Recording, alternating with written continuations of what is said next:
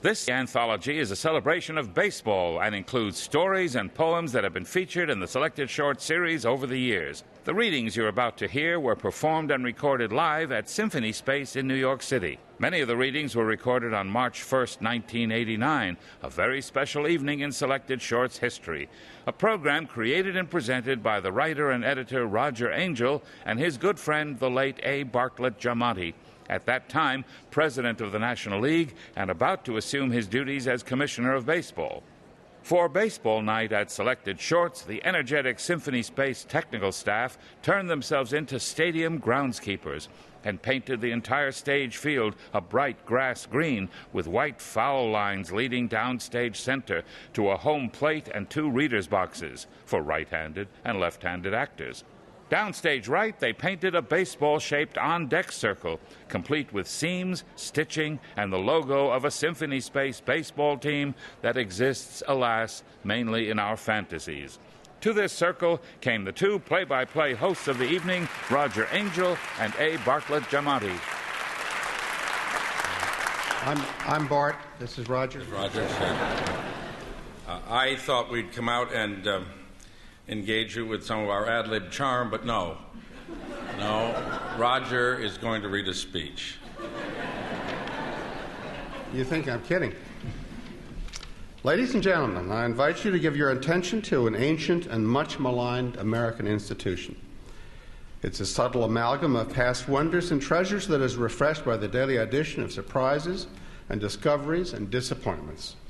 All this is somehow owned and controlled by a small, badly scattered, and intensely competitive commercial industry, which does not conduct its business in a particularly admirable or foresighted fashion, and sometimes appears to be determined to achieve its own self-destruction.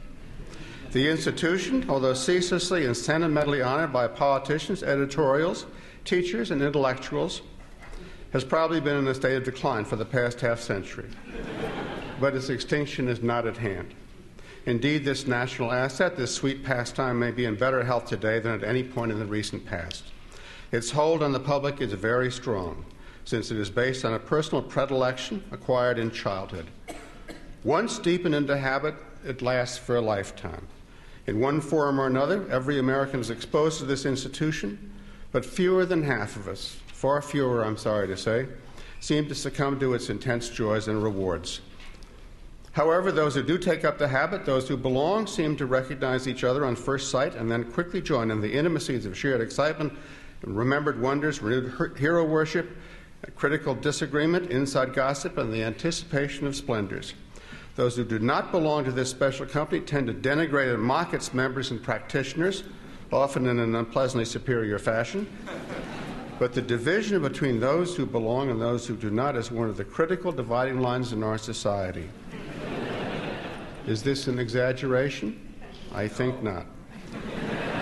The institution I refer to, of course, is reading.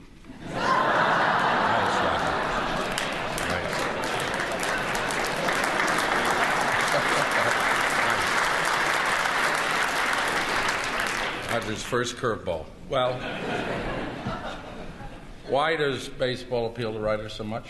Well, that's dirty trick is the beginning of a short talk I sometimes give to less knowing audiences than this one. But the similarities between reading and baseball, I think, are evident to all of us and may account for the enormous flood of baseball writing that goes on, and so much of it very high quality.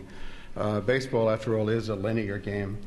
It's the only one that is linear in the sense one thing happens, then something else happens, and then there's a pause, and there's a time for writers to think about it and keep score and take notes. That's right, yes. It always occurred to me that intellectuals like baseball because it goes slowly enough so they can understand it. Well, certainly I would hate to try to write intensely moving paragraphs about basketball, which is a swirling and beautiful sport of an entirely different nature with a different feel to it. But one of the things about baseball that is like reading, I think in addition to the obvious things of chapters, is that if you think about it, both baseball and reading are occupations for people who are not afraid of being bored.